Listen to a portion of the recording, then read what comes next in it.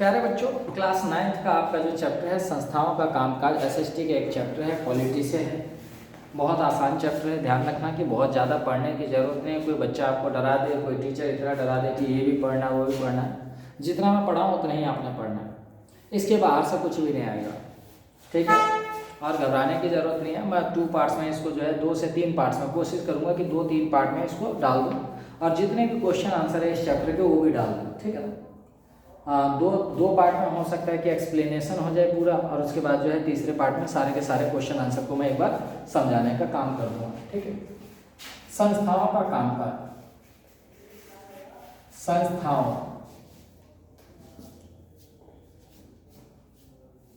का कामकाज। ध्यान रखना कि भारत में 3 जो संस्थाएं हैं बहुत महत्वपूर्ण है। 3 प्रमुख संस्थाएं। अब वो 3 प्रमुख संस्थाएं कौन कौन सी ध्यान रखो। तो आप इसको इस तरीके से भी बना लो, कोई दिक्कत नहीं है। 3 पार्ट्स में इसको क्या कर दो, डिवाइड कर दो। पहले में आप राष्ट्रपति को रख दो, राष्ट्रपति को। दूसरे में आप किसको रख दो, राज्यसभा को रख दो। तीसरे में आप लोकसभा को रख दो।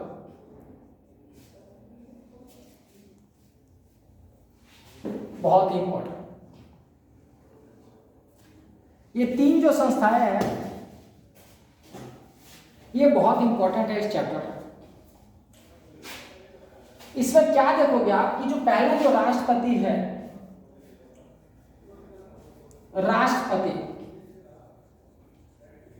आपको पता है कि जो राष्ट्रपति होता है देश का प्रथम व्यक्ति माना जाता है। सबसे पहले अगर किसी की गिनती होती है तो राष्ट्रपति की गिनती होती है किसी भी देश में। अब राष्ट्रपति जो है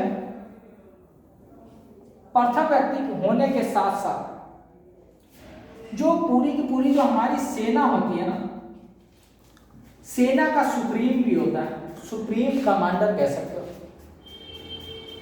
क्या होता है, सेना का प्रमुख कमांडर, कमांडर। ध्यान रखना ये तो होता ही है। एक राष्ट्रपति बनने के लिए आपको क्या क्या चीजें चाहिए। राष्ट्रपति बनने के लिए आपको ध्यान रखना कि उम्र 35 वर्ष होनी चाहिए। अगर क्वालिफिकेशन में पूछे कि एक राष्ट्रपति बनने के लिए क्या क्या चीजें चाहिए, क्या क्वालिफिकेशन चाहिए, क्या योग्यता चाहिए, तो आप क्या करोगे कि वो कम से कम 35 वर्ष का तो होना चाहिए। और भारत का नागरिक। दूसरा क्या है कि भारत का नागरिक होना चाहिए, भारत का नागरिक होना चाहिए। तीसरा आप कह सकते हो किसी लाभप्रद पद पे ना हो, पद पर ना हो, यानी कि कोई ऐसे पद पे ना हो जिससे वो अच्छा पैसा कमा रहा। अगर वो राष्ट्रपति बनने के लिए जाएगा भी ना तो उससे इस्तीफा देना पड़ेगा। ध्यान रखना। आप अपने मोहल्ले वगैरह में भी देखना, अगर कोई नेतागिरी के लिए खड़ा होता है ना, इलेक्शन में खड़ा होता है, अगर सरकारी नौकरी है तो उसको नौकरी पहले छोड़नी पड़ती है, तब जाकर के वो इलेक्शन लड़ता है। किसी लाभप्रद पद पे ना हो। चौथा, दिवालिया ना हो। दिवालिया का मतलब होता है कि बिजनेस में बर्बाद हुआ आदमी ना हो। जैसे आप भारत में देखते हो विजय माल्या, नीरव मोदी, मैहुल चौकसी, ऐसे ना जाने कितने हैं जो डिफॉल्टर हैं, जो दिवालिया हैं, तो वो ऐसा बंदा ना हो। पांचवा हम कह सकते हैं सजा याफ्ता। स्पेलिंग देख लेना, ना हो, मतलब कि किसी जुर्म में वो जेल ना काटा हुआ। अगर कोई मुजरिम है तो उसको राष्ट्रपति नहीं बनाया जाए। इतना बहुत है। उसके बाद हम अगर बात करें राज्यसभा की, राज्यसभा, तो राज्यसभा में भी बहुत सारी बातें हैं। पहला तो आप समझ सकते हो कि ये जो राज्यसभा है ना, इसको अपर हाउस बोला जाता है। अपर हाउस, अपर हाउस, इसको अपर हाउस कह सकते हो।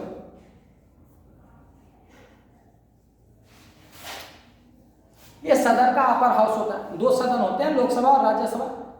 इसको अपर हाउस कहा जाता है। इसके टोटल जो मेंबर है वो कितने होते हैं? 250। 250 इसमें क्या होते हैं? सदस्य होते हैं।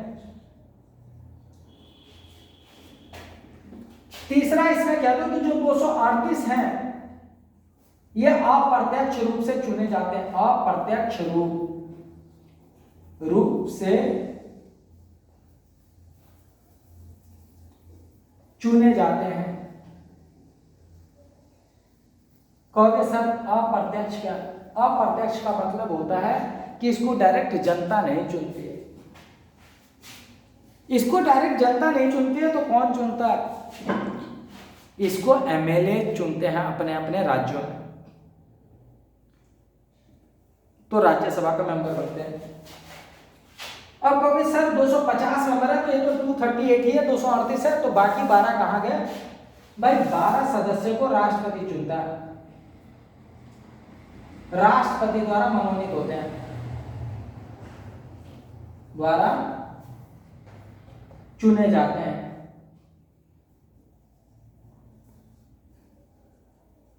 राष्ट्रपति द्वारा चुने जाते हैं। पांचवा इसमें देख लो कि इसमें एक चीज और होती है, सदस्य कम होने के कारण, सदस्य कम होने के कारण प्राथमिकता कम मिलती है। प्राथमिकता कम मिलती है सदन में, इसको प्राथमिकता कम मिलती है। अब ये कहोगे प्राथमिकता क्यों सर? 250 मेंबर क्या कम है? 250 मेंबर कम नहीं है, लेकिन अभी जो मैं आगे बात करूंगा वो करूंगा लोकसभा की। तो लोकसभा में कितने होते हैं? 545 होते हैं सदस्य। 545 मेंबर होते हैं, यहां पर 250 है, ध्यान रखना। अब 245 जब सीटों को देखते हो, कुर्सियों को जब थपथपाते हैं, इस तरीके से जब थपथपाते हैं तो उनकी आवाज कितनी होती है? तो इनकी आवाजें दब जाती है, कई बार इनकी सुनवाई कम होती है। इसमें छठा जब अगर बात करें तो पैसे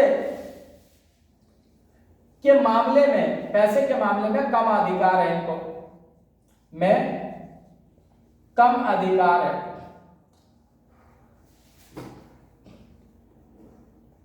मतलब कि मनी बिल वगैरह से रिलेटेड अगर बात करें तो इन्हें इतने ज्यादा राइट्स नहीं दिए गए हैं कि ये सेंसर करें उसको कि भाई हम पैसे अलाउ करते हैं किसी राज्य के लिए, कोई बड़े बड़े प्रोजेक्ट के लिए। इन्हें कम अधिकार है। इसको अगर देखा जाए तो राज्य के मामले में ज्यादा पावर है, ज्यादा पावर है।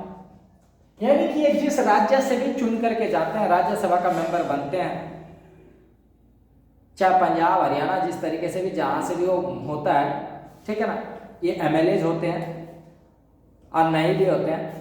और उनके बीच में मान लो कि कोई बाहर से भी किसी बंदे को ले लिया और उसको एमएलए बना, एमएलए ना हो करके एमएलए ने उसको सपोर्ट कर दिया तो क्या बन जाए? राज्यसभा का मेंबर बन गया, वो राज्यसभा का मेंबर बन जाएगा। वैसे तो नियम यही कहता है कि अगर वो एमएलए है तो वही राज्यसभा का मेंबर बनेगा। तो एमएलए उसको क्या करते हैं? वोट देते हैं। तो इसमें क्या होता है कि अपने राज्य के मामले में उसको ज्यादा पावर है, वो अपने राज्य की बात ज्यादा उठा सकता है, ठीक है। जैसे आप देखोगे राज्यसभा में अगर दिल्ली से ही बात करें तो आपने संजय सिंह का नाम सुना होगा, आम आदमी पार्टी का मेंबर, राज्यसभा का मेंबर है, सदन में उसकी आवाज आती है तो किसके लिए आवाज उठाता है? दिल्ली वालों के लिए, है ना। तो राज्य के मामले में ज्यादा पावर है सोचने के लिए, काम करने के लिए, ठीक है। इसी तरीके से अगर बात करो आप यहाँ